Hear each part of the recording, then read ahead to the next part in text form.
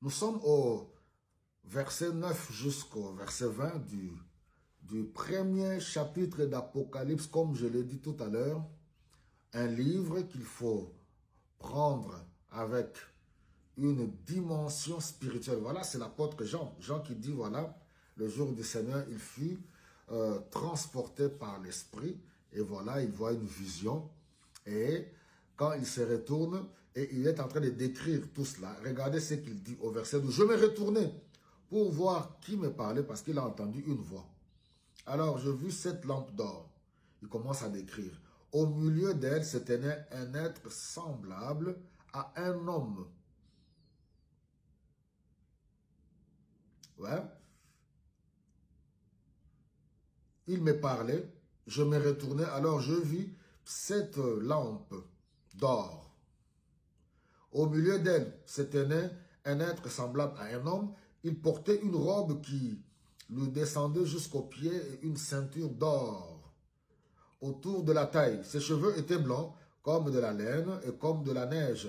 Et ses yeux flamboyants comme du feu, ses pieds brillaient comme du bronze poli, purifié au four, et sa voix résonnait comme de grandes chutes d'eau. Il tenait cette étoile dans sa main droite, et une épée aiguë à deux tranchants sortait de sa bouche.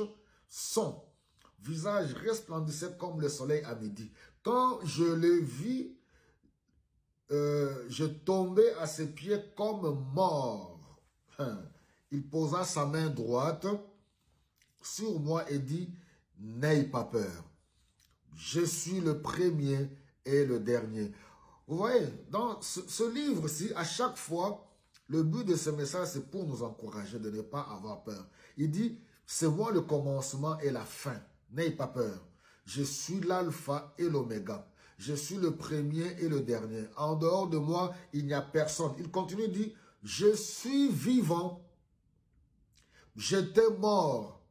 Maintenant, je suis vivant pour toujours. Je détiens le pouvoir sur la mort et le monde de mort, et écrit ces choses, et ainsi de suite.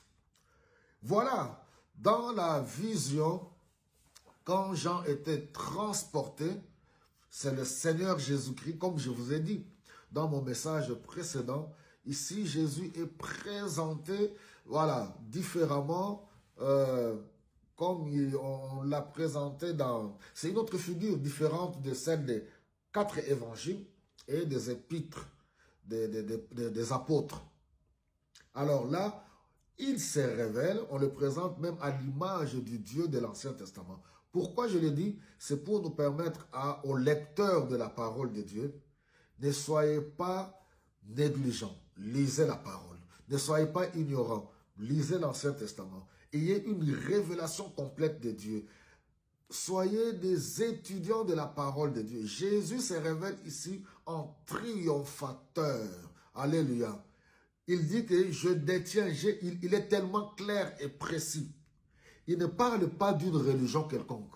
Il dit, je suis l'alpha et l'oméga. Il utilise même le je suis. Je suis l'alpha et l'oméga. Je suis vivant. J'étais mort. Maintenant, je suis vivant. J'ai vaincu la mort.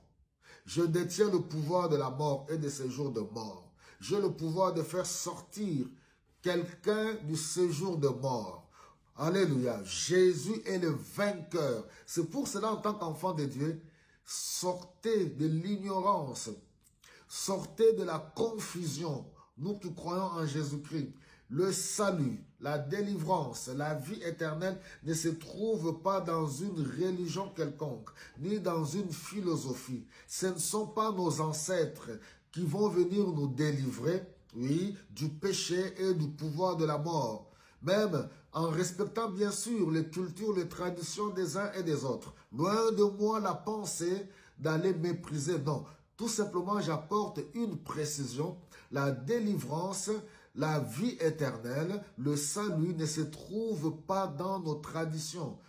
Oui, on peut garder ces traditions, ces us et coutumes, c'est-à-dire la manière de vivre et de faire. Ce n'est pas mauvais. Alléluia. Mais le salut, celui qui a vaincu la mort, qui a vaincu le diable, la puissance du monde des ténèbres, la vie éternelle, la vie pour toujours. Alléluia. C'est Jésus-Christ.